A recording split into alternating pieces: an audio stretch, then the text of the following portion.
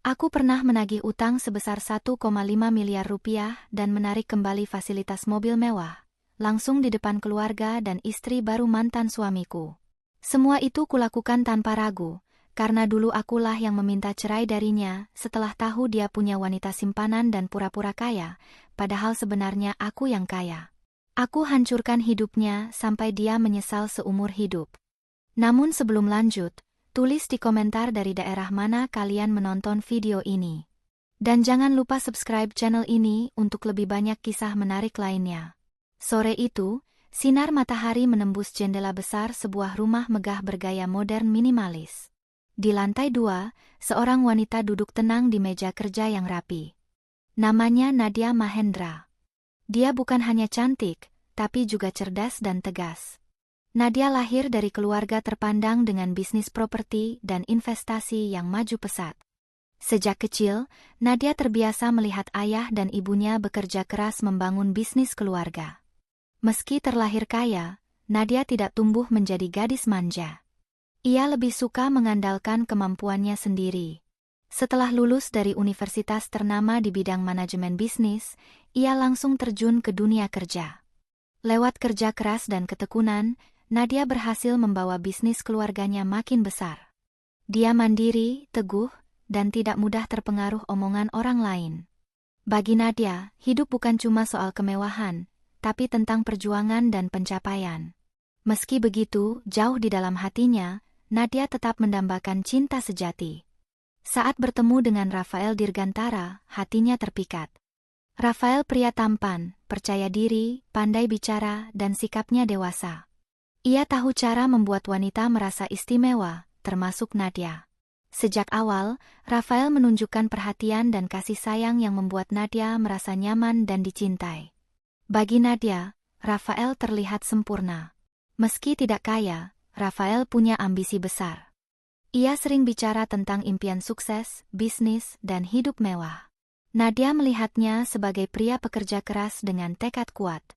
Maka tanpa ragu, ia menerima lamaran Rafael, yang datang dengan penuh keyakinan. Pernikahan mereka berlangsung mewah di Hotel Bintang 5, dihadiri keluarga, pebisnis, dan tokoh ternama. Setelah menikah, Rafael langsung menikmati kehidupan glamor. Mereka tinggal di rumah besar hadiah dari orang tua Nadia. Semua kebutuhan terpenuhi, tanpa Rafael perlu bersusah payah. Nadia tetap bekerja, mengembangkan bisnis. Rafael, sementara itu, semakin menikmati hidup sebagai suami wanita kaya. Mobil mewah, pakaian mahal, dan liburan luar negeri jadi hal biasa baginya. Di depan orang, Rafael tampil seolah suami sempurna, penuh cinta dan tanggung jawab. Nadia pun bahagia, merasa didukung oleh pasangan hidupnya. Namun perlahan, Rafael menunjukkan sisi lain. Ia mulai malas berkontribusi, lebih sering bersosialisasi, nongkrong di tempat eksklusif, dan bergaul dengan orang-orang kaya. Nadia tetap menjadi istri yang pengertian dan mendukung, tanpa pernah mempermasalahkan pengeluaran Rafael. Sayangnya, tanpa Nadia sadari, Rafael semakin terlena dengan kemewahan yang diberikan Nadia. Ia mulai merasa semua itu haknya sebagai suami. Padahal, ia tidak pernah benar-benar bekerja keras untuk mendapatkannya. Keluarga Nadia bukan orang baru di dunia bisnis.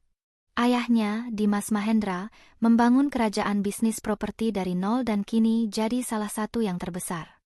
Ibunya, Sari Mahendra, juga aktif mengelola bisnis keluarga, khususnya di bidang investasi dan ekspansi. Sebagai anak tunggal, Nadia dididik untuk paham dunia bisnis sejak dini. Ia sering ikut ke pertemuan bisnis, diperkenalkan pada mitra ayahnya, dan diajari mengambil keputusan penting. Itulah yang membuat Nadia tumbuh mandiri dan tidak bergantung pada orang lain. Bahkan saat remaja, Nadia tidak pernah suka pamer harta seperti anak orang kaya lainnya. Ia lebih memilih belajar dan mencari pengalaman. Saat kuliah, ia memilih magang di perusahaan lain ketimbang langsung masuk ke bisnis keluarga. Bagi Nadia, kesuksesan harus diraih dengan usaha sendiri, bukan sekadar warisan. Setelah lulus, Nadia terjun langsung ke bisnis keluarga. Ia membawa banyak inovasi dan strategi baru, hingga bisnis mereka berkembang pesat, bahkan merambah ke teknologi dan perhotelan. Walau sukses, Nadia tetap rendah hati dan tidak memandang orang lain dari harta semata. Ia percaya, sukses yang sejati adalah saat kita bisa memberi manfaat bagi banyak orang. Berbeda dengan Nadia, Rafael lahir dari keluarga sederhana. Sejak kecil, ia hidup dalam keterbatasan. Orang tuanya hanyalah pegawai biasa. Tapi Rafael selalu ingin diakui dan dihormati, bermimpi menjadi pria sukses yang hidup mewah. Saat bertemu Nadia, Rafael merasa menemukan jalan pintas menuju impiannya. Dengan menikahi Nadia, ia langsung mendapatkan kemewahan yang selama ini hanya bisa ia bayangkan.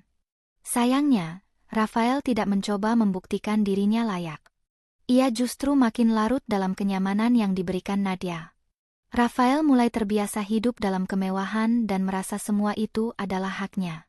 Ia membangun citra sebagai pria sukses, meski kenyataannya tidak punya pencapaian sendiri.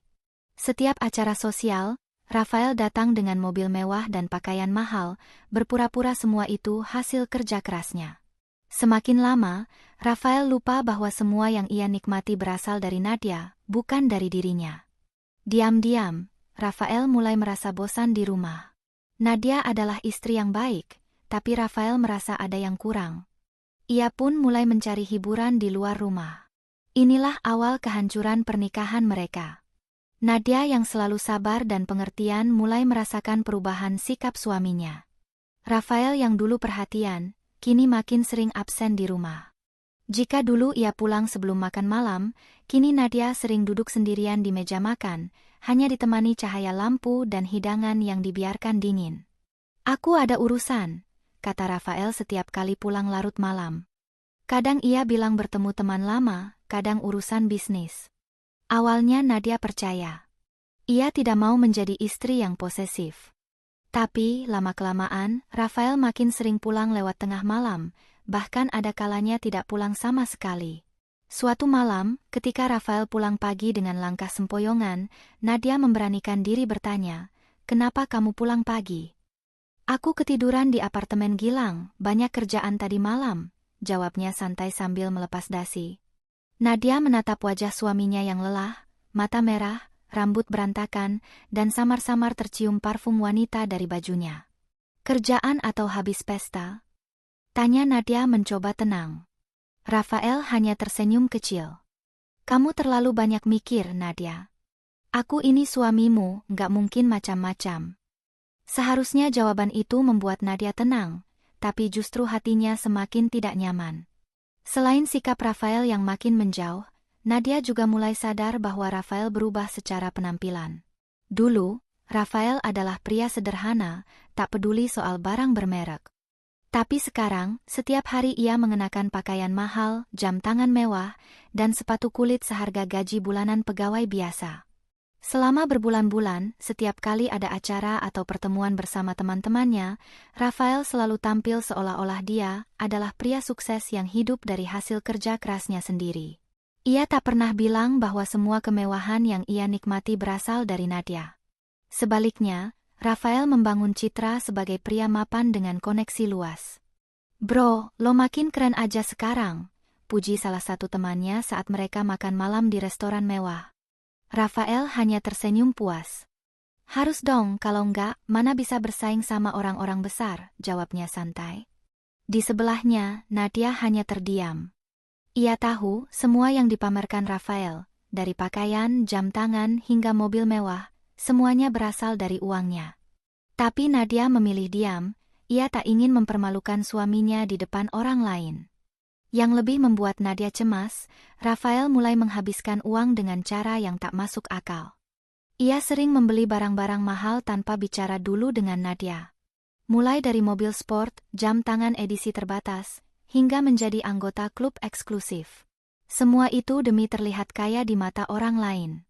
"Rafael, kita sudah punya mobil yang cukup bagus, kenapa harus beli yang baru lagi?" protes Nadia saat Rafael tiba-tiba membawa pulang mobil sport hitam yang mengilap. "Sayang, kamu nggak ngerti. Mobil ini bukan cuma kendaraan, tapi simbol status. Aku harus jaga image," jawabnya santai. Nadia menghela napas berat. "Image buat siapa? Kita sudah cukup mapan. Aku nggak masalah kalau kamu mau sukses dengan caramu sendiri, tapi jangan hidup dalam kepalsuan. Rafael hanya tertawa kecil lalu merangkul bahu Nadia. Kamu terlalu serius. Aku tahu apa yang aku lakukan. Tapi yang Nadia lihat hanyalah suaminya yang semakin tenggelam dalam ambisinya sendiri. Lambat laun, kebiasaan Rafael pulang malam semakin menjadi-jadi.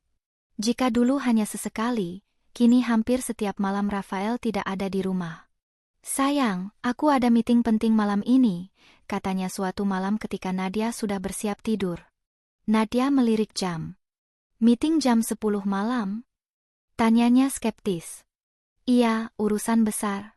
Aku nggak bisa lewatin kesempatan ini, jawab Rafael ringan. Nadia hanya bisa menarik napas, merasa bahwa alasan Rafael makin hari makin tak masuk akal. Malam itu Nadia menunggu di ruang tamu. Jam menunjukkan pukul 1 dini hari, tapi Rafael belum juga pulang. Ia mencoba menelepon, tapi tak diangkat. Saat hampir menyerah, sebuah pesan masuk. Jangan tunggu aku di luar kota. Ada proyek mendadak. Nadia mengernyit, merasa ada yang janggal. Proyek apa? Di mana? Rafael bahkan tak menjelaskan. Keesokan paginya, saat hendak berangkat kerja, Nadia tertegun melihat mobil Rafael ada di garasi. Dia bilang di luar kota, tapi mobilnya di sini, gumam Nadia, curiga. Ia tahu Rafael bukan hanya berubah, tapi juga mulai menyembunyikan sesuatu. Di ruang kerjanya, Nadia duduk termenung. Tatapannya kosong menatap layar laptop, pikirannya kacau. Semua sikap Rafael yang aneh, alasan-alasan palsu, dan kebiasaannya pulang larut terasa seperti potongan puzzle yang belum utuh. Nadia ingin percaya ini hanya fase sementara atau tekanan kerja. Tapi perasaan gelisah itu terus mengusiknya. Sore itu, saat Nadia hendak pulang, ponselnya bergetar. Nama sahabatnya, Maya, muncul di layar. Nadia, kamu sibuk? Aku mau ngomong sesuatu yang penting. Nadia langsung merasa ada yang tak beres dari nada suara Maya. Enggak, aku baru mau pulang. Ada apa? Maya terdiam sesaat lalu berkata pelan, aku nggak tahu gimana ngomongnya, tapi aku pernah lihat Rafael sama perempuan lain. Jantung Nadia berdegup kencang. Maksud kamu? Tanyanya. Aku lihat mereka di restoran beberapa waktu lalu. Awalnya aku ragu, tapi setelah beberapa kali ketemu di tempat berbeda, aku yakin ada yang nggak beres. Mereka kelihatan akrab. Nadia terdiam, tangan yang memegang ponsel mulai gemetar. Kamu yakin itu Rafael? Maya menjawab mantap, aku yakin. Aku bahkan sempat motret mereka diam-diam. Beberapa detik kemudian, foto itu masuk ke ponsel Nadia. Dengan tangan gemetar, ia membuka foto tersebut. Di sana terlihat jelas Rafael sedang tertawa bersama seorang wanita berambut panjang di restoran mewah. Wanita itu bahkan menyentuh lengan Rafael dengan lembut. Nadia menutup mulut dengan tangan, dadanya sesak, seperti udara di sekitarnya lenyap. Nadia? Suara Maya terdengar cemas. Nadia menarik napas panjang, berusaha tetap tenang. Kapan ini diambil? Tanyanya. 2 minggu lalu. Tapi aku lihat mereka lagi beberapa hari yang lalu, dan mereka kelihatan seperti pasangan. Malam itu, Nadia duduk di ruang tamu menunggu Rafael. Pikirannya penuh pertanyaan. Siapa wanita itu? Sejak kapan Rafael berubah? Apakah dia benar-benar selingkuh? Saat Rafael pulang, Nadia langsung memperhatikan setiap gerak-geriknya. Rafael tampak segar, wangi parfum mahalnya tercium kuat. Kamu dari mana? Tanya Nadia datar. Rafael tersenyum, ada urusan bisnis. Dengan siapa? Rafael terdiam, lalu tertawa kecil. Kamu mulai menginterogasi aku ya? Aku cuma bertanya, jawab Nadia tegas. Rafael duduk di sebelahnya. Sayang, kamu tahu kan aku sibuk? Aku harus banyak bergaul demi bangun koneksi. Nadia menatap matanya, mencoba menemukan kejujuran di sana. Tapi yang ia lihat hanyalah kepura-puraan. Ia ingin menunjukkan foto dari Maya, tapi menahan diri. Nadia memutuskan mengumpulkan lebih banyak bukti. Kamu nggak percaya sama aku? Tanya Rafael. Nadia menggeleng pelan. Aku percaya. Aku hanya ingin tahu apa yang sebenarnya terjadi. Rafael meraih tangannya dan mengecupnya. Kamu terlalu banyak mikir, lebih baik kita istirahat, ujarnya. Nadia tersenyum tipis, meski hatinya berkecamuk. Malam itu, Nadia tidak bisa tidur. Ia tahu, ada sesuatu yang harus ia bongkar sebelum semua terlambat. Hingga akhirnya, sebuah bukti terpampang jelas di layar ponselnya. Pesan-pesan mesra Rafael kepada seorang wanita bernama Kirana. Sayang, aku sudah pesan restoran favorit kita. Jangan lupa pakai gaun merah yang aku suka. Aku rindu kamu. Aku sudah bosan pulang ke rumah. Setiap kata yang Nadia baca terasa seperti pisau yang mengiris hatinya berkali-kali. Tangannya gemetar. Tapi ia terus membaca, menemukan lebih banyak bukti, transaksi di restoran mahal, hotel bintang 5, hingga perhiasan yang jelas bukan untuknya. Nadia menahan napas. Dada sesak, amarah membuncah. Malam itu juga, ia menyiapkan diri untuk konfrontasi yang sudah tak bisa ia tunda lagi. Malam itu Nadia duduk menunggu di ruang tamu, menanti Rafael pulang. Kali ini bukan untuk sekadar mendengar alasan klise, tapi untuk mendengar langsung dari mulutnya, sebuah kebenaran yang harus dihadapi. Ia sudah siap dengan semua bukti yang ada di tangannya. Suara mobil terdengar memasuki garasi. Nadia menarik napas dalam-dalam, jantungnya berdebar kencang, tapi ia tetap berusaha tenang. Tak lama, pintu rumah terbuka. Rafael masuk seperti biasa, wajahnya santai, mengenakan kemeja rapi dan aroma parfum mewahnya memenuhi ruangan. Kok belum tidur? Tanyanya ringan, lalu duduk di sofa dan membuka kancing teratas kemejanya seolah-olah tak ada yang salah. Nadia memandangnya tajam, menahan emosi yang hampir meledak. Kita perlu bicara, ujar Nadia dengan nada dingin. Rafael mengangkat alis dan tersenyum kecil. Serius amat, ada apa? Tanpa menjawab, Nadia meletakkan ponselnya di meja dan menampilkan pesan mesra dari Rafael untuk Kirana. Rafael terdiam. Senyum di wajahnya perlahan menghilang. Matanya menatap layar ponsel itu, lalu kembali menatap Nadia dengan ekspresi yang mulai berubah. Apa ini? Tanyanya, mencoba terdengar tenang. Kamu yang harusnya jawab, sahut Nadia tegas.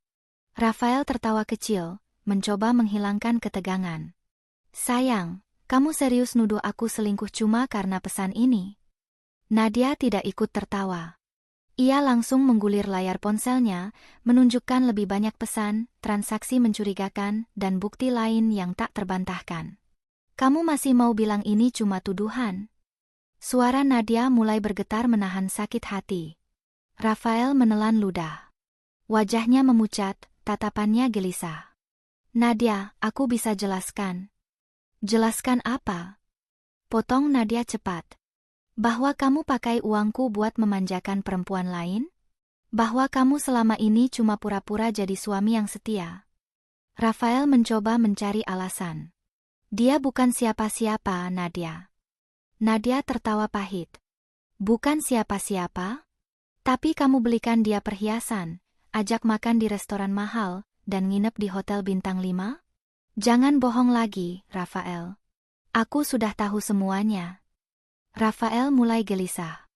Ia bangkit dari sofa, berjalan mondar-mandir, mengusap wajahnya.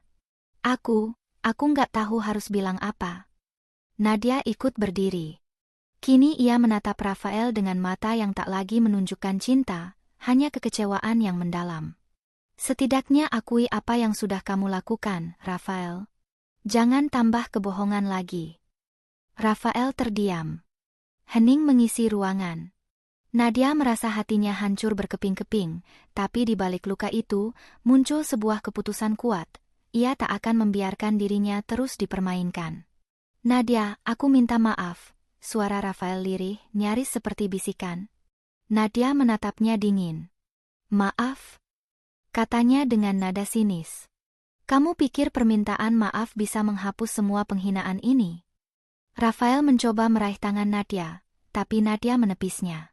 Aku mencintaimu, Nadia, lanjut Rafael memelas. Nadia mendengus. Kalau kamu benar-benar mencintaiku, kamu nggak akan mengkhianatiku.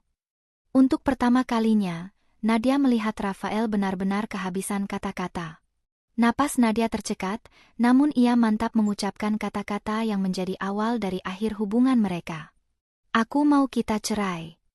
Wajah Rafael seketika berubah. Matanya membelalak, seakan tidak percaya.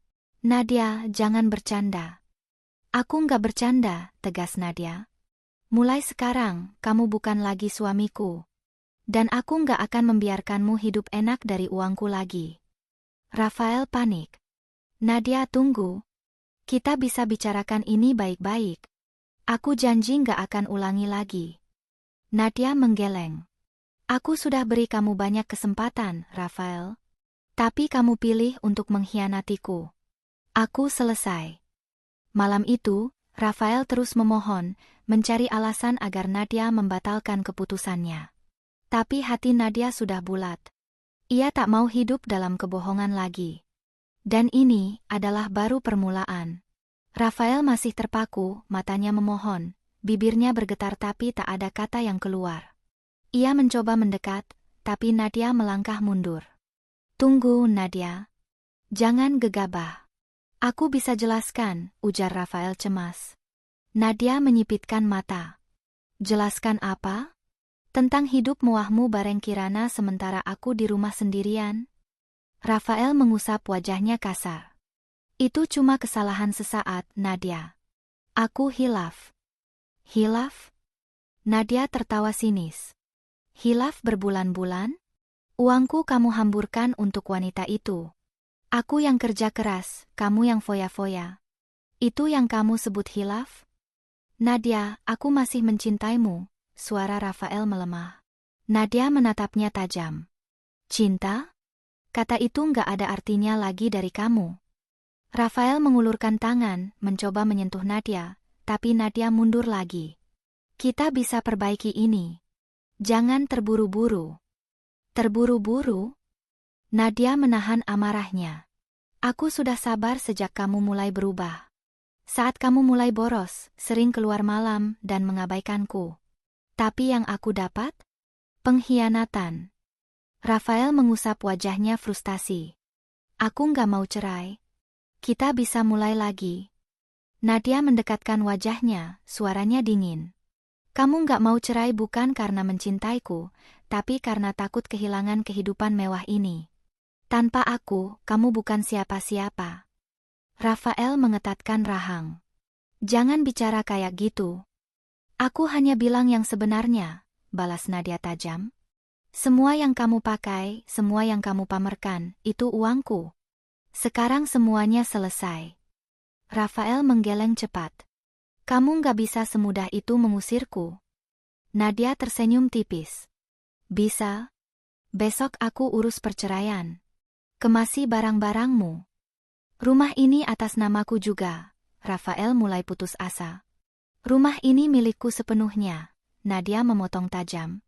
Kamu cuma menumpang. Wajah Rafael merah padam. Nafasnya berat, tapi Nadia tetap tenang. Dan lihat siapa yang sekarang kehilangan segalanya, ucap Nadia. Rafael mencoba mengubah nada suaranya, kini terdengar lembut dan penuh bujukan. Nadia, aku salah. Tapi jangan langsung putuskan ini sepihak. Nadia menatap dingin. Sepihak? Kamu yang hianati aku, dan sekarang kamu mau mengatur reaksiku. Aku cuma mau kita berpikir jernih, desak Rafael. Jangan langsung menyerah. Nadia tersenyum getir. Kita? Sejak kapan kamu peduli dengan kata kita? Rafael mencoba kembali angkuh. Jadi ini keputusan akhir kamu? Kamu pikir aku nggak bisa hidup tanpa kamu? Nadia mendekat. Bukan aku yang berpikir begitu, tapi kamu yang tahu jawabannya. Beberapa hari setelah kabar perceraian mereka tersebar, semua orang mulai tahu kebenarannya. Teman-teman Rafael yang dulu mengaguminya kini tahu bahwa semua kemewahan Rafael berasal dari Nadia. Kamu serius, Li? Jadi semua harta itu milik Nadia? Tanya seorang teman Rafael dengan wajah terkejut. Rafael tak bisa membantah. Ia hanya terdiam, wajahnya merah padam. Ia mencoba tertawa, mencoba terlihat santai saat orang menyinggung perceraian, tapi semua tahu Rafael hanyalah pria yang kehilangan segalanya. Sementara Nadia, ia tak menoleh ke belakang. Ia fokus pada bisnisnya, mengembangkan perusahaannya lebih besar dari sebelumnya. Dalam beberapa bulan, Nadia membuka cabang baru di luar kota, menjalin kerjasama dengan klien besar, dan membawa bisnisnya ke level yang lebih tinggi. Kini Nadia merasa lebih bebas, lebih kuat. Ia tidak lagi terikat dengan pria yang hanya numpang hidup darinya. Ia kembali menemukan dirinya yang sebenarnya, seorang wanita mandiri, tegas, dan penuh harga diri. Sedangkan Rafael, hidupnya berubah drastis. Setelah bercerai, ia menikahi Kirana, wanita yang dulu ia sembunyikan. Awalnya Rafael merasa menang, seolah ia masih bisa hidup mewah tanpa Nadia. Namun kenyataan berkata lain. Tanpa Nadia, gaya hidup mewah Rafael dan Kirana perlahan runtuh. Tagihan menumpuk, kartu kredit penuh, dan penghasilan Rafael tak sebanding dengan pengeluaran mereka. Kirana yang biasa dimanjakan mulai mengeluh. "Rafael, aku butuh tas baru," kata Kirana suatu hari, menunjukkan model terbaru dari merek terkenal. Dan Rafael hanya bisa terdiam. Kini, hidup yang dulu ia banggakan perlahan runtuh di hadapannya. Rafael tersenyum kaku, mencoba menenangkan Kirana. "Sayang, kita baru beli tas bulan lalu," ucapnya pelan. Kirana menyilangkan tangan di dada, matanya menatap tajam. "Itu kan bulan lalu. Kamu tahu sendiri, teman-temanku selalu update barang-barang baru. Aku nggak mau kelihatan kalah." Rafael menghela napas berat, tapi akhirnya menggesek kartu kredit lagi demi memenuhi permintaan Kirana. Bulan demi bulan berlalu, dan keadaan makin parah. Rafael mulai terlilit utang. Ia tak bisa lagi makan di restoran mahal setiap hari atau gonta-ganti mobil seenaknya. Kirana pun mulai bosan. Sementara itu, keluarga Rafael mulai merasakan dampaknya. Mereka yang dulu bangga dengan kesuksesan Rafael, kini mulai sadar kalau putra mereka ternyata tak sekaya yang mereka kira. Ibu Rafael, yang dulu sering meremehkan Nadia, mulai menyesal dalam hati. Ia ingat, saat masih menjadi menantunya, Nadia selalu memastikan keluarga Rafael hidup nyaman, meskipun mereka jarang menghargai Nadia. Sekarang semuanya berubah. Gosip mulai menyebar, tetangga mulai berbisik-bisik. "Kok sekarang jarang makan di luar, Bu?" tanya seorang tetangga saat melihat ibu Rafael berbelanja di pasar tradisional. "Ah, lagi hemat aja," jawabnya sambil tersenyum kaku, tapi di dalam hatinya ia menyesali semua perlakuannya pada Nadia dulu. Sementara itu, Rafael yang dulunya begitu percaya diri, mulai menghindari pertemuan sosial. Ia tak lagi bisa menyombongkan kemewahan seperti dulu. Sedangkan Nadia justru semakin bersinar. Namanya sering muncul di berita bisnis, proyek-proyeknya sukses, dan ia menjadi inspirasi bagi banyak orang. Tapi bagi Nadia, kemenangan sejati bukan itu. Yang membuat Nadia merasa menang adalah saat ia sadar dirinya kini hidup bebas, tanpa beban, tanpa pria yang hanya memanfaatkannya. Nadia berhasil mendapatkan kembali kendali atas hidupnya. Dan itu jauh lebih berharga daripada sekadar balas dendam. Rafael makin merasa terjepit. Tanpa Nadia, hidupnya seperti kapal tanpa arah. Tagihan kartu kredit menumpuk, cicilan mobil mewah tertunggak, dan biaya sewa apartemen makin menekan. Awalnya, Rafael masih mencoba terlihat tenang, berpakaian rapi dan tetap tampil seolah pria sukses. Tapi di balik itu, hatinya penuh kecemasan. Kirana, yang sejak awal hanya tertarik pada kemewahan, mulai kesal. "Aku bosen banget di rumah. Kapan kita makan di restoran favorit kita lagi?" keluhnya sambil memandangi foto-foto lama mereka saat masih bisa hidup mewah. Rafael hanya bisa menghela napas. "Kita lagi hemat, sayang. Bisnis lagi nggak bagus." "Hemat maksudmu kita nggak bisa makan enak lagi?" Kirana melempar ponselnya ke meja. "Dulu waktu sama Nadia, kamu bisa kasih aku semua yang aku mau. Sekarang aku bahkan beli lipstik aja harus pakai uang sendiri." Kata-kata itu menusuk harga diri Rafael. Ia tahu, tanpa Nadia, hidupnya memang berantakan. Tapi ia tak mau mengakuinya. Hari-hari berlalu, keadaan makin memburuk. Tagihan listrik dan air mulai menunggak. Beberapa kartu kredit Rafael bahkan sudah diblokir karena limitnya habis. Tak punya pilihan lain, Rafael mulai mencari pinjaman. Ia mencoba meminta bantuan teman-temannya. "Bro, gue butuh pinjaman. Cuma sementara. Bulan depan gue balikin," ucapnya pada seorang teman lama. Namun temannya hanya menatap ragu. "Maaf, Fat. Gue juga lagi banyak pengeluaran." Rafael mencoba lagi ke beberapa teman lain, tapi jawaban yang didapat selalu sama. Mereka yang dulu selalu dekat saat ia masih bersama Nadia, kini satu persatu menjauh. Tak menyerah, Rafael bahkan mendatangi rentenir. "Saya butuh 50 juta, katanya pelan kepada seorang pria berwajah keras. "Bisa," jawab pria itu. "Tapi bunganya tinggi. Yakin bisa bayar?" Rafael mengangguk cepat. Tapi uang yang ia dapat hanya cukup menutup sebagian utangnya dalam waktu singkat. Ia kembali ke titik semula, bahkan lebih buruk. Kini, selain utang lama, ia harus menghadapi bunga yang terus membengkak. Kirana semakin marah. "Kamu janji bakal kasih aku hidup nyaman. Aku nggak mau hidup kayak begini," teriaknya saat mereka bertengkar hebat. "Aku udah coba semuanya, Kirana." Rafael membalas dengan suara frustrasi. Kirana menggeleng keras. "Kalau kamu nggak bisa kasih aku hidup yang layak, mungkin aku harus cari seseorang yang bisa." Kata-kata itu terasa seperti tamparan keras bagi Rafael. Wanita yang dulu ia pilih di atas Nadia, kini mulai menunjukkan wajah aslinya. Tapi Rafael belum sepenuhnya sadar bahwa ini baru awal dari kehancuran yang lebih besar. Satu malam, Rafael duduk di sofa lusuh apartemennya yang sempit. Tiba-tiba, ponselnya bergetar. Sebuah pesan dari Nadia masuk. Dadanya langsung sesak. "Rafael, waktunya kamu bertanggung jawab. Aku ingin uangku kembali.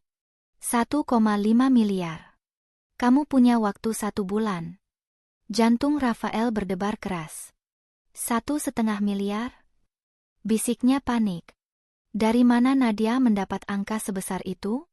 Kirana yang baru keluar dari kamar melihat wajah Rafael yang pucat pasi. "Kenapa? Mukamu kayak lihat hantu," tanya Kirana kesal. Rafael tak langsung menjawab. Ia masih berusaha mencerna kenyataan pahit itu. Bukankah Nadia sudah melupakan ini semua? Batinnya panik. Tapi Kirana merebut ponselnya, membaca pesan itu, lalu menatap Rafael penuh amarah. "Nadia mau uangnya balik? Dari mana kita dapat uang segitu?" Suaranya meninggi. Rafael mengusap wajahnya. Aku nggak tahu. Mungkin aku bisa bicara baik-baik dengannya." Kirana tertawa sinis. "Bicara? Kamu pikir Nadia bodoh? Kalau dia sudah nagih, pasti dia punya bukti kuat." Keesokan harinya, Rafael memberanikan diri menemui Nadia di kantornya. Berbeda dari dulu, kini ia datang dengan kepala tertunduk. Nadia duduk di balik meja kerjanya, memancarkan aura tegas dan berwibawa. Tanpa basa-basi, Nadia meletakkan map berisi dokumen di meja. "Aku sudah kumpulkan semua bukti pengeluaran selama kita menikah. Semua atas namaku. Rumah, mobil, kartu kredit, sampai uang yang kamu pakai untuk bisnis entah apa itu. Totalnya 1,5 miliar. Dan aku mau kamu bayar dalam waktu 1 bulan." Rafael hanya bisa terdiam. "Kau nggak bisa minta ini, Nadia. Kita pernah menikah," ucapnya memohon. "Bukan uangmu," potong Nadia dingin. "Aku hanya ambil kembali yang memang hakku." Rafael makin panik. "Nadia, tolong, aku kesulitan sekarang. Bisa nggak kita bicarakan baik-baik?" Nadia tersenyum tipis, sinis. "Kau pikir aku nggak tahu kamu masih pura-pura kaya di depan orang? Aku nggak peduli bagaimana caramu bayar. 1 bulan. Kalau nggak, aku gugat kamu ke pengadilan." Rafael keluar dari kantor Nadia dengan kepala penuh beban. Ia tahu, tidak ada jalan mudah untuk keluar dari masalah ini. Sesampainya di apartemen, Kirana langsung menghujaninya dengan pertanyaan. "Jadi, Nadia mau batalkan tuntutannya?" tanya Kirana ketus. "Enggak. Dia serius. Kalau aku nggak bayar dalam 1 bulan, dia bawa ke pengadilan." Kirana memutar bola matanya. Bagus. Dari mana kamu mau cari uang segitu? Aku nggak mau hidup susah gara-gara ini, Rafael. Rafael tahu, Kirana bukan wanita yang bisa bertahan dalam situasi sulit.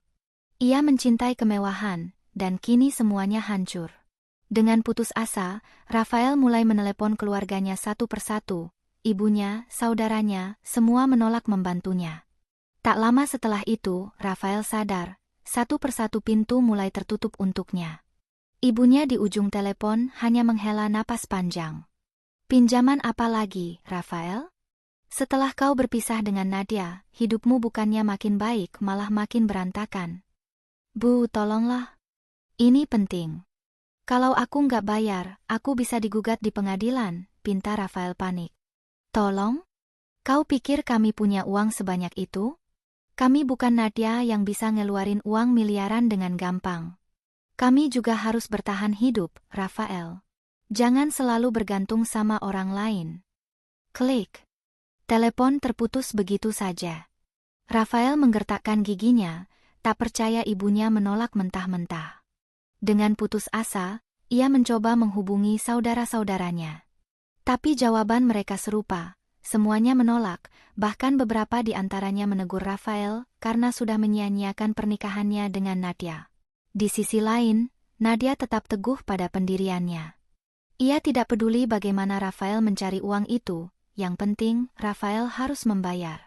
Serius kamu mau gugat dia, Nadia? Tanya sahabatnya, Tania, saat mereka duduk di sebuah kafe. Tentu saja, jawab Nadia tenang sambil mengaduk kopinya. Dulu dia menikmati hartaku tanpa malu. Sekarang saatnya dia tanggung jawab. Tapi, kamu nggak kasihan? Tanya Tania, ragu. Nadia menatap sahabatnya dengan sorot mata tajam. Kasihan? Waktu dia selingkuh, waktu dia hidup bermewah-mewah pakai uangku, apa dia pernah mikirin aku? Sekarang aku cuma memberi dia pelajaran. Tania terdiam, tahu bahwa bagi Nadia, ini bukan sekadar tentang uang. Ini tentang harga diri. Tentang memberi Rafael pelajaran atas kesombongan dan pengkhianatannya. Sementara itu, Rafael makin terpojok. Utang terus menumpuk, hidupnya makin kacau. Kirana, yang dulu setia di sampingnya, kini mulai menunjukkan tanda-tanda bosan. Tanpa Rafael sadari, ini adalah awal kehancuran yang sesungguhnya. Suatu sore, Rafael terduduk lemas di ruang tamu apartemen. Matanya kosong menatap pintu, sementara di sekelilingnya, beberapa pria berbadan kekar mengangkut barang-barang berharga, sofa mewah, televisi layar lebar, lemari kaca penuh jam tangan dan sepatu mahal, semuanya lenyap dalam hitungan jam. Tidak. Ini pasti salah paham. Rafael mencoba menahan seorang petugas yang membawa koleksi jam tangannya. Petugas itu hanya menatapnya dingin. Sesuai prosedur, Pak. Apartemen ini atas nama mantan istri Anda, dan semua barang yang dibeli dengan uangnya harus dikembalikan. Rafael mengepalkan tangan. Aku bisa bayar. Beri aku waktu. Seorang petugas lain menatapnya sinis.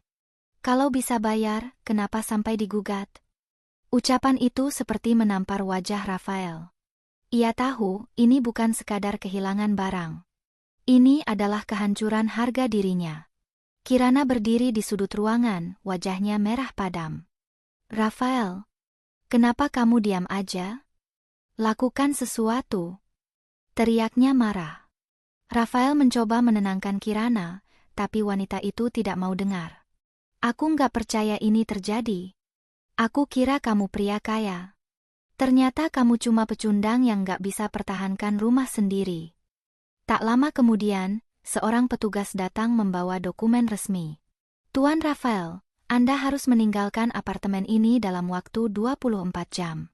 Semua kepemilikan sudah kembali pada Nyonya Nadia. Dunia Rafael seakan runtuh. Kirana membanting tasnya ke sofa. Cukup. Aku nggak mau hidup dengan pria bangkrut. Kau bilang kau punya koneksi, punya uang, tapi nyatanya? Kau cuma hidup dari mantan istrimu. Katanya penuh jijik. Rafael menahan lengannya. Sayang, tolong. Aku akan cari jalan. Tidak ada yang perlu dibicarakan. Aku nggak mau jatuh miskin bareng kamu.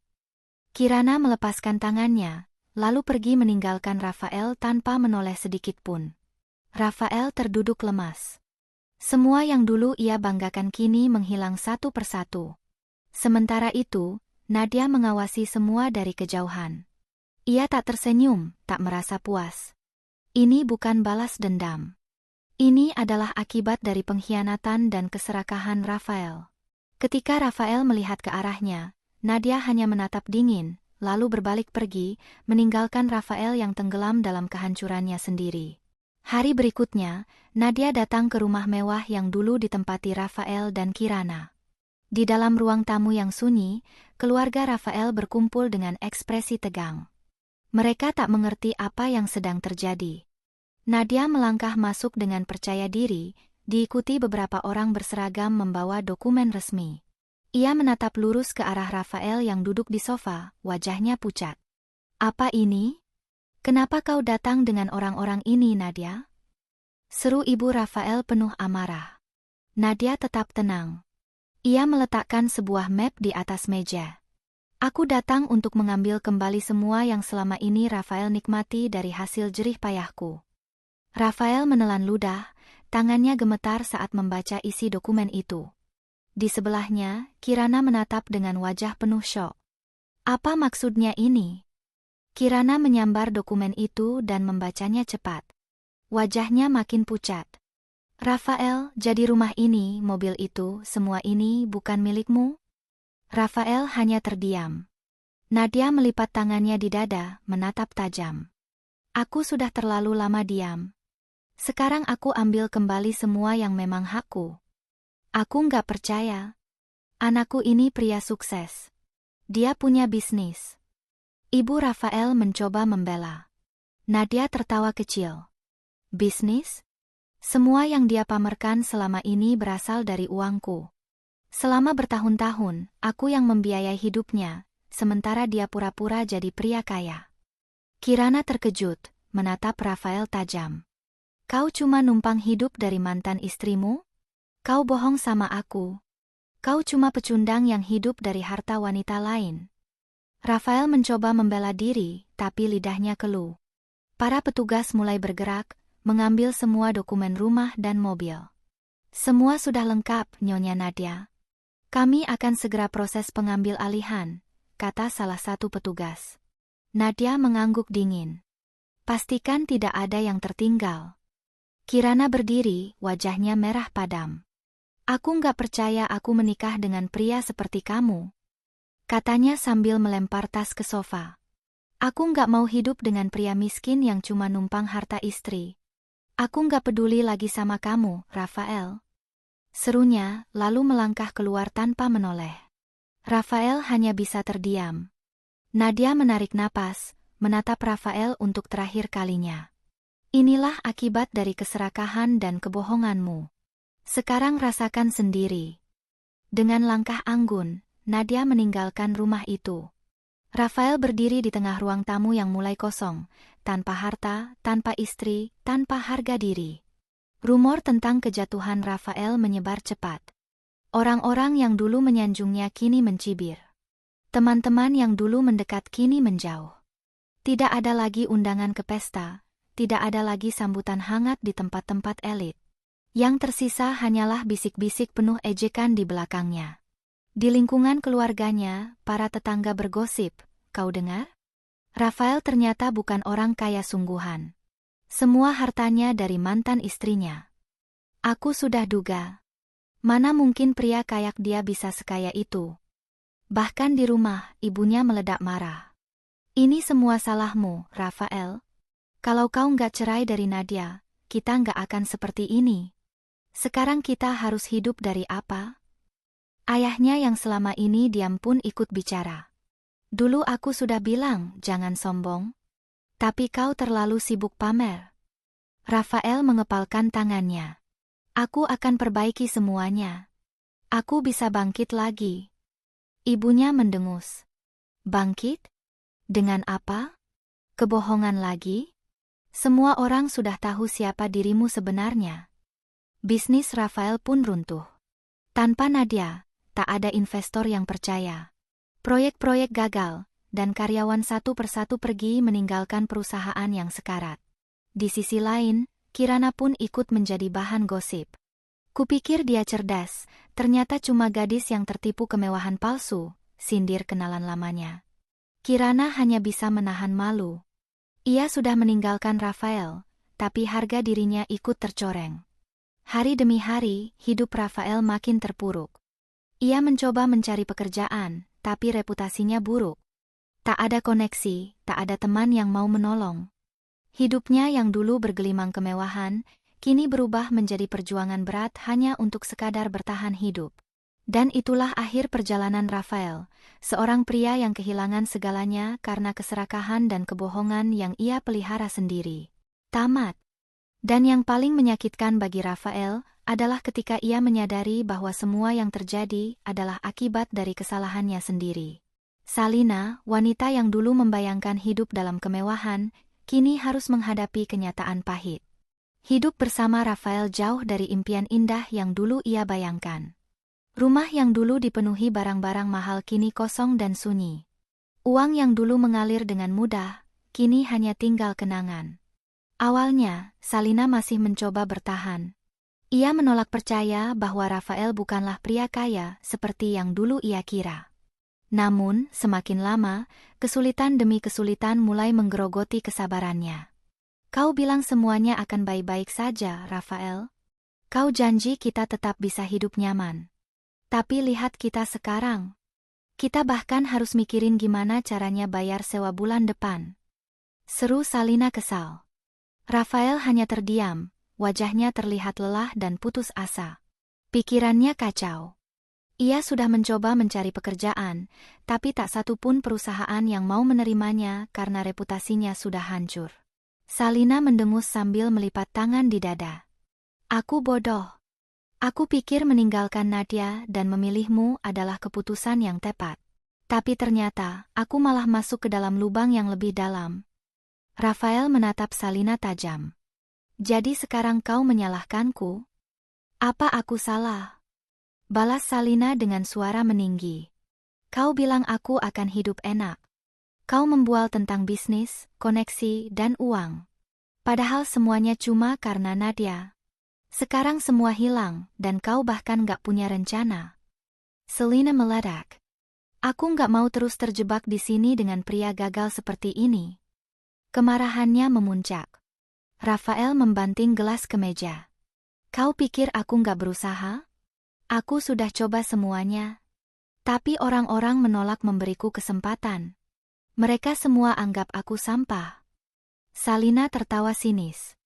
Ya, karena itulah dirimu sekarang, sampah. Kata-kata itu terasa seperti tusukan tajam ke hati Rafael. Ia menggertakkan giginya, menahan amarah yang membara. Tapi dalam hatinya, ia tahu, semua yang dikatakan Salina adalah kenyataan yang tak bisa ia sangkal. Beberapa hari kemudian, Salina mulai mengemasi barang-barangnya. Tidak ada lagi yang bisa ia pertahankan dari pernikahan ini.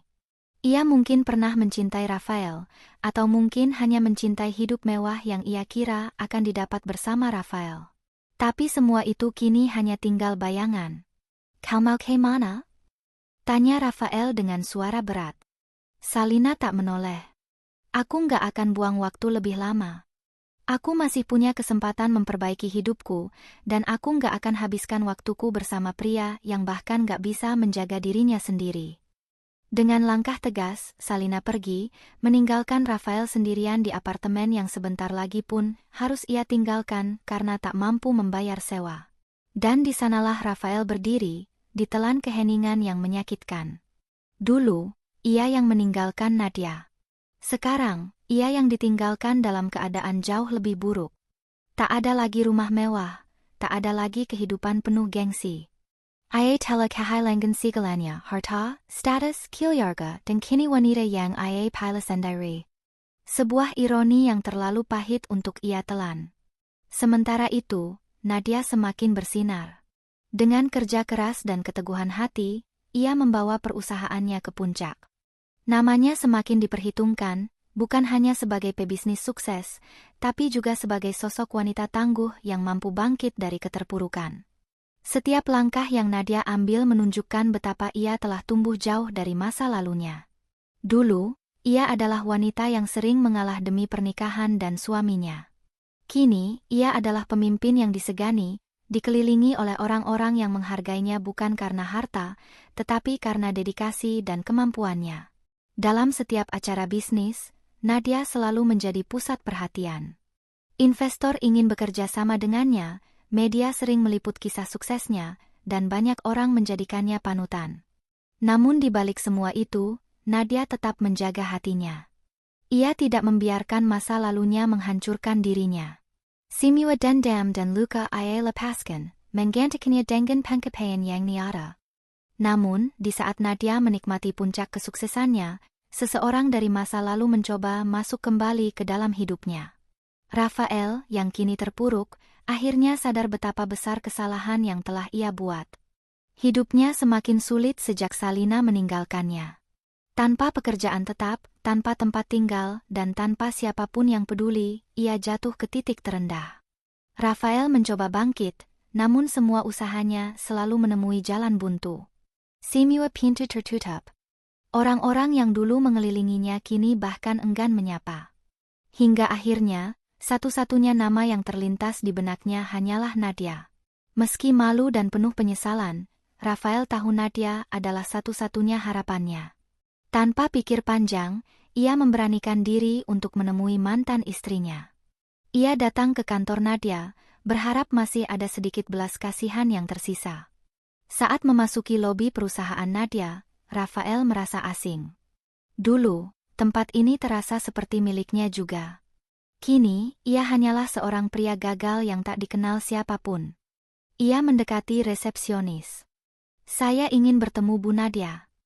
Resepsionis menatap Rafael dari ujung kepala sampai kaki. "Apakah Anda sudah memiliki janji?" Rafael menela ludah. "Belum, tapi tolong sampaikan bahwa saya Rafael, mantan suaminya." Wanita itu tampak ragu, lalu menghubungi sekretaris Nadia. Beberapa menit kemudian, ia menatap Rafael. "Maaf, Bu Nadia sangat sibuk dan tidak bisa menemui Anda." Rafael terdiam, hatinya remuk. "Tolong, bilang ke dia, aku hanya ingin bicara sebentar." Resepsionis menghela napas. "Saya sudah menyampaikan. Dan ini jawaban dari Bu Nadia, beliau tidak ada urusan lagi dengan Anda." Kata-kata itu seperti pisau yang menusuk Rafael. Ia merasa ditolak sepenuhnya, namun ia sadar, apa yang bisa ia harapkan? Dia adalah pria yang sudah menghancurkan Nadia, dan kini meminta belas kasihan? Rafael keluar dari gedung itu dengan langkah berat. Ia berdiri di trotoar, menatap ke atas, melihat nama Nadia terpampang besar di gedung megah. Dulu, ia meninggalkan Nadia karena merasa bisa mendapat sesuatu yang lebih baik. Kini, ia bahkan tak bisa menyentuh bayangannya. Penyesalan terasa begitu nyata, tapi semua sudah terlambat. Rafael benar-benar jatuh ke titik terendah. Salina sudah pergi. Ia kehilangan rumah, kehilangan pekerjaan, dan kehilangan semua harga diri yang dulu ia banggakan. Rafael mencoba kembali ke rumah orang tuanya, berharap mendapat simpati. Tapi yang ia terima adalah penolakan. "Apa lagi yang kau mau sekarang?" tanya ayahnya dengan suara dingin. "Ayah, Ibu, aku butuh tempat tinggal." "Aku nggak punya siapa-siapa lagi," ucap Rafael lirih. "Ibanya hanya menggeleng pelan." "Kami sudah cukup menanggung malu karena perbuatanmu, Rafael. Kau sendiri yang memilih meninggalkan Nadia." "Aku tidak punya pilihan, Bu." "Dan siapa yang membuat semua pilihan itu?" Ayahnya menyambar cepat. "Kau dewasa, Rafael. Hadapi konsekuensinya." Pintu rumah itu ditutup tepat di depan wajahnya. Rafael berdiri terpaku di depan pintu, merasakan dunia yang benar-benar runtuh di hadapannya. Sementara itu, Nadia mengikuti perkembangan hidup Rafael dari kejauhan. Ia tahu semuanya, bukan hanya dari berita, tapi juga dari koneksi-koneksinya. Ia tahu Rafael kehilangan pekerjaan, ditinggalkan Salina, bahkan keluarganya pun tak lagi mau membantu. Tapi, yang mengejutkan Nadia adalah betapa sedikitnya rasa simpati yang ia rasakan. Dulu mungkin ia akan merasa iba, tapi kini tidak. Ini adalah akibat dari semua pilihan yang Rafael buat sendiri. Suatu hari, saat Nadia berjalan menuju mobilnya, ia melihat Rafael di seberang jalan. Pria itu tampak lusuh, wajahnya kusut, tubuhnya kurus. Tidak ada lagi aura percaya diri yang dulu selalu ia pamerkan. Nadia berhenti sejenak, menatap Rafael dari kejauhan. Rafael juga melihat Nadia, dan untuk sesaat mata mereka bertemu. Ada harapan kecil di mata Rafael. Namun, Nadia hanya tersenyum tipis, lalu masuk ke dalam mobil tanpa sedikit pun menoleh ke belakang. Bagi Nadia, semuanya sudah selesai. Tidak ada gunanya lagi menaruh perhatian pada seseorang yang sudah menjadi bagian dari masa lalu. Rafael hanya bisa berdiri terpaku, menyaksikan mobil Nadia melaju pergi. Dan saat itulah, untuk pertama kalinya, Rafael benar-benar sadar. Tidak ada yang bisa ia lakukan untuk mengubah masa lalu. Tidak ada jalan kembali. Rafael berjalan pelan di trotoar kota, tubuhnya lelah, pikirannya kosong. Hidupnya kini hanyalah bayangan kelam dari semua kesalahan yang ia buat sendiri. Dulu, ia pikir harta dan gengsi adalah segalanya. Ia abaikan orang yang tulus demi mengejar hal yang semu. Kini, ia harus membayar mahal atas kesombongannya. Sementara itu, Nadia semakin melangkah maju. Ia belajar dari masa lalu, tidak lagi membiarkan emosinya menguasai keputusan. Kini, ia dikelilingi oleh orang-orang yang benar-benar menghargainya, bukan karena harta, tapi karena siapa dirinya sebenarnya. Kisah ini mengajarkan kita bahwa kesuksesan sejati bukan hanya soal materi, tapi juga tentang bagaimana kita memperlakukan orang lain. Pengkhianatan, kesombongan, dan ketamakan hanya akan menjatuhkan kita ke dalam kehancuran. Pelajaran terbesar dari kisah ini adalah, setiap pilihan yang kita buat selalu punya konsekuensinya. Jangan sia-siakan orang yang tulus di sisi kita, karena saat mereka pergi, kesempatan kedua mungkin tak akan pernah datang. Nadia adalah bukti bahwa kebaikan dan keteguhan hati akan membawa seseorang menuju kehidupan yang lebih baik. Sedangkan Rafael adalah contoh nyata bahwa kesombongan dan pengkhianatan hanya akan berakhir dengan penyesalan. Untuk kamu yang membaca cerita ini, semoga kita bisa lebih menghargai orang-orang yang benar-benar peduli. Jangan sampai kita baru menyadari nilainya saat semuanya sudah terlambat. Salam hangat. Semoga kisah ini menjadi pengingat yang kuat dalam perjalanan hidup kita.